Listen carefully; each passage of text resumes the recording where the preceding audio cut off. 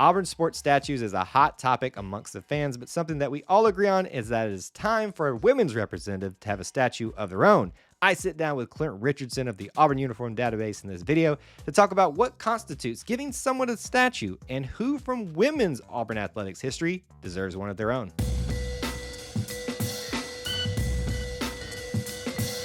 Every time you see this face on the channel, you know we're talking about some specific things. Usually it's Auburn uniforms related, but a lot of the times it can be about history, but especially anything that we can draw into the Auburn aesthetic space. And yes, the topic of statues and who deserves them and which female figure deserves one. That is one that definitely this guy right here, Clint Richardson of the Auburn Uniform Database, is happy and thrilled to tackle today because this is right up your alley, isn't it, buddy? Oh yeah, it's the big S word, the big S conversation. It is one of those things that debates or draws in a lot of debate, sometimes good and sometimes bad. And the particular topic today that we're trying to hit on and try to push into a really short segment here is the topic of who deserves and when a statue, but more importantly, and the next female figure or athlete that deserves one somewhere on campus. And this is credited to the Opelika Auburn News and Justin Lee for kind of getting this firestorm started today on social media, which is why we're talking about it. But you and I have been talking about this forever, it feels like. Oh yeah, I wish we had a list of the podcast and episodes and lives that we have discussed statues and how to honor and the best way to honor people who have come through Auburn Athletics and the university in general. Something we've discussed many, many times. And we always say on air and off air that we would love to be able to spend more time just discussing statues and this whole topic in general. And I mean, I know we don't have a whole lot of time with this video, but we might have to do some longer form stuff soon. Oh, we definitely will. And because I think we can go into some really good discussions about each different candidate you might bring up. And we're going to bring some of those today around this topic. But I want you to start off with asking and answering this question right here and try your best to kind of, get everybody's mind around this. But we're not the end all be all of this type of discussion. This is just how we think about it. How do you, in your mind, get to the point someone deserves a statue? The when, the how, all that kind of stuff.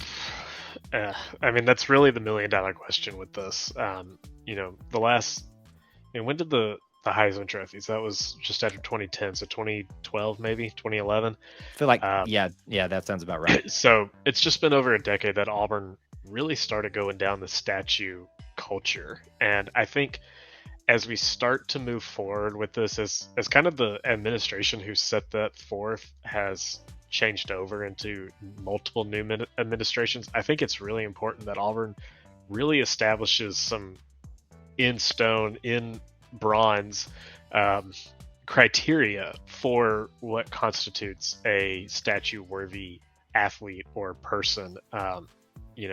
I think it could be argued that John Heisman deserves a little bit more than a bust. You and I have talked before that there are some other football figureheads that deserve statues.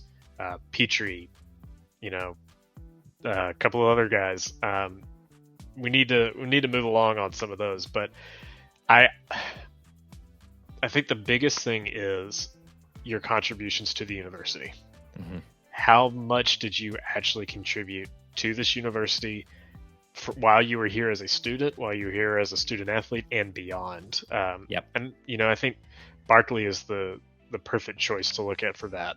As a 3-year letterman, was an incredible athlete, really brought the program into the limelight, and did everything that you expect a star-studded recruit to do to your school. And then it's never been a tumultuous relationship between Chuck and the university. He's always pushed this school. He's always talked well about the school. He's always donated money to this university. So, Charles Barkley is the golden standard for a lot of things. And I think with this discussion, he probably should be the golden boy too. Yeah, no, I like that. And that's kind of where my mind went too, because I think it encompasses two aspects that people need to, really think about. Yes, it's about for the athletes and the coaches too, what they accomplished while they were here coaching or playing. That's a huge part of it, but there's got to be more to it than that, because basically everybody would deserve a statue at that point, or there'd be so many people that would deserve a statue. Well, and that's been a topic with retired numbers too. So again, this is going to require so much more time than we have today, but he's like itching right now. I can't talk about it the way I want to. There needs to be criteria for statues and criteria for retired numbers. And I don't know, they can overlap, but I think they need to be separate things. I don't think we're going to see a Terry Beasley statue anytime soon. Right. But his number deserves to be in the rafters at Jordan Hare.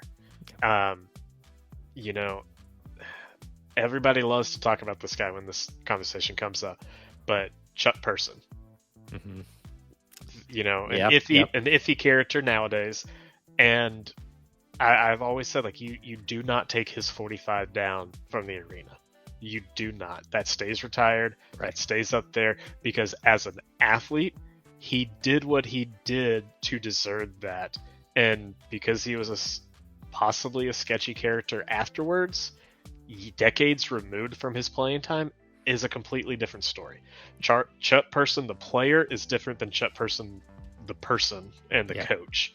And, we're not going to see a Chuck Person statue, probably because of this. Right. But you can still honor the athlete by leaving his number in the rafter, and I really hope that that's the case. And I think Auburn will continue to do that. But that's kind of the conversation that I had to have with some people online every now and again when this conversation shows up. Yeah, no, I think that's a good way to look at it too. It kind of obviously puts in perspective how important that off the field or what you do for Auburn or because of Auburn outside of your playing or coaching days or administration days here. So that's why it's an all-encompassing thing. So the next big question, who should be the first women's sports statue recipient? I think there's a really big, obvious one out there that we can jump right into, and it'd be short and sweet. But maybe just if with a short amount of time, we have a few others as well. Let me just go ahead and give you the softball, and I guess I should say the basketball. and more. Ruthie Bolton. How about that one? Yep. I think if you're going to bring up a new statue, regardless of if it's man or woman, Ruthie has to be in that list. And in terms of the female list, she has to be number one. Or I think she could be a 1B. I think a potential 1A, more likely a 1B herself, would be Susan Nunley, the Nun. And in fact, it's funny that we're having this conversation because I just spoke to the Nun Saturday night, and I was talking to another friend about her and how this university has not honored and treasured Susan Nunley the way that they really should. This lady came and she started the first basketball coach for the women's program. She did so much great stuff for this university. She has given her entire life to Auburn University. And I mean, I learned Saturday night talking to her that she was in the band. I had no idea she was in the band. The story of how she got the Nun nickname and all this kind of stuff. Like, there's no reason that there's not a facility named after her already. If we're going to throw names out on campus, Susan Nunley needs to be on that too. So I think Ruthie Bolton is the really, really easy 1A. I really think that Susan Nunley needs to be a very close second. Yeah, I think those two right there go right to the top of the list as very absolutely obvious, but very deserving answers. And I really like the Nunley pick because of the administration side of things, the philanthropic, I guess you could say. Just the time. That's a good way to pronounce it. Oh, that's a terrible way to pronounce it. I'm a podcaster, Kyle. Good Lord, that was embarrassing. But regardless of that, I like those two. I want to throw just maybe a couple other ones out there. Vicky Orr would be a good one as well. But that's a lot of basketball. Let me maybe round our discussion out with this one because it kind of brings to the question of when does someone deserve something? No one questions that Auburn's most historic to this point softball player, Casey Cooper. She's, already starting to get some accolades in terms of her time, not just at Auburn, but just playing softball in general of recent. She's one out there, I think, that at some point would deserve a statue in terms of the female ones that are deserving of that. Is it Too soon? What do you think, Clint? I know I it's think hard to answer. I think that there is some recency bias. I mean, of course, there's going to be, and if you look at Justin Lee's tweets, when he wrote this article today, he's retweeting a lot of people who threw out a lot of names, and Suni Lee and Darian Goborn were also mentioned. And I mean, I get the Suni hype. Darian, at least as many people acknowledged, has a national championship under her belt. That's super recent. And again, I think this goes back to the number retirement things. I can't tell you how many times I've heard, Philip Lutzenkirchen's 43 should be retired, or for say Sonny DeShare's number 17 should be retired for baseball. Like, if we retired everybody's favorite player number, then there wouldn't be any numbers available. So I think Casey is very deserving. I would like to, ask me in 10 years. And that's not a knock on Casey. Is not. I think there has to be some time removed. And we have seen a lot of Casey in Auburn over the last couple of years since her playing time ended as a commentator. And I think she's done a lot of good for the community and a lot of good for the university. And I can't wait to see what else she accomplishes.